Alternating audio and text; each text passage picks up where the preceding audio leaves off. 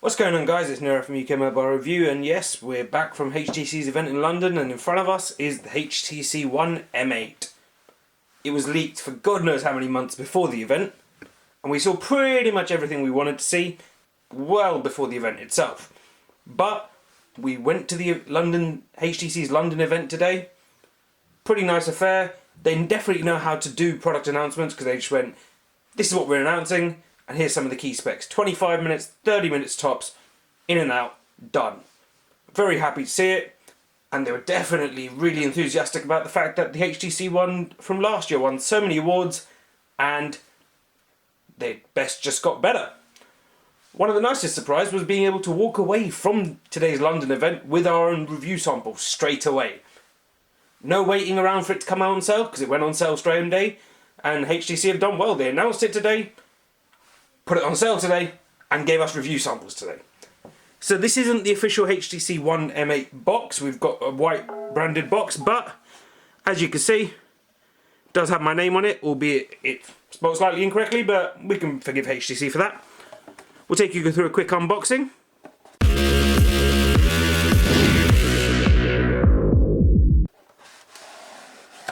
This is the device itself. We're going to put that to one side, but as you can see, it's got that lovely dot view cover, which we're going to come back to in a second. Oh, how good does that look? So this is kind of a repacked unboxing because, well, we couldn't wait to get back to unbox it to start using it. So we kind of unboxed it, took it out of the box earlier, took it for a spin, did some camera testing. We'll push all that live on the site in the next couple of days. But let's take a look at what comes in the box. And for the purpose of this unboxing, we've just put everything back in. It really was the phone like such. So, in the box we've got the USB cable, the headphones, and the charger itself. We'll come back to that in a second. There's no manual or anything, but this is a review sample. It's a test device. Even set it in the firmware as we set the phone up. Again, we'll come back to you with a video on inserting your SIM card, doing the setup process. You know what you come to expect from all of our devices. But let's take a look at the device itself. So we'll start with the dot view cover, which we're going to go into a little bit of detail on. We expect a full hands-on video and a look at it afterwards. But as you can see, it allows us to see certain things, such as messaging and time, etc. We can also set this to show date, all without having to take the cover off the phone. So now let's take the cover off and we're going to look at the phone itself. So the HTC One M8. Well, let's start with the hardware specs. We've got the same style and design that we saw with the HTC One. So we've got the two front-facing boom sound stereo speakers, which flank the big screen itself. The screen itself has been increased in size ever so slightly. It's gone from 4.7 inches to 5 inches, and it's still full HD. So instead of being 467 pixels per inch, it's now 440. The One has these nice rounded corners. It's really nice to use in the hold in the hand, as you can see here. Really very impressive. We'll come to the side here, and on the left here we've got this rather long port, which you might think it's a micro SD card slot, but actually it's your SIM card slot, and we'll come back to that when we show you how to insert the SIM card. To the right here we've got the volume keys and the micro SD card slot. Yep, one of the biggest complaints we had with the HTC One from last year was that it had no micro SD card slot, but this year's version does.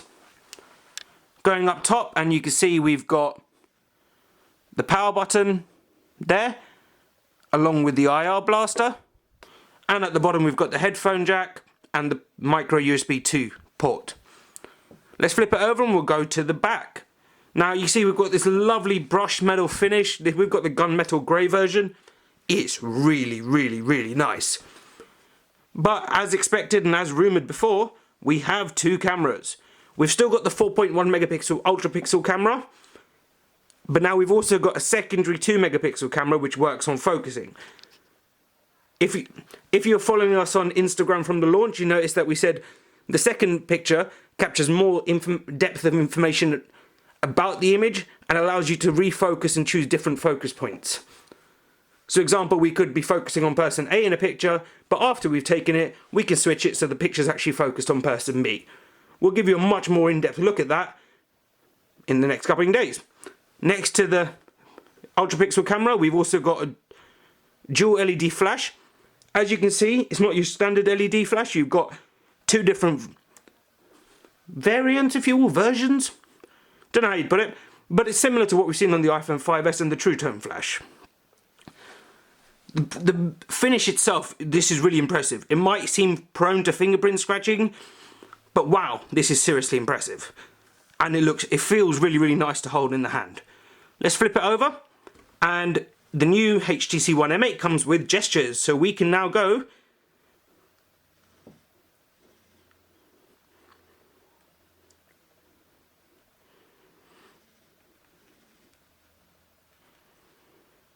and as you can see, it turns on. We'll show you this again. Tap in the middle and the phone turns on. You can also set it to gestures now have.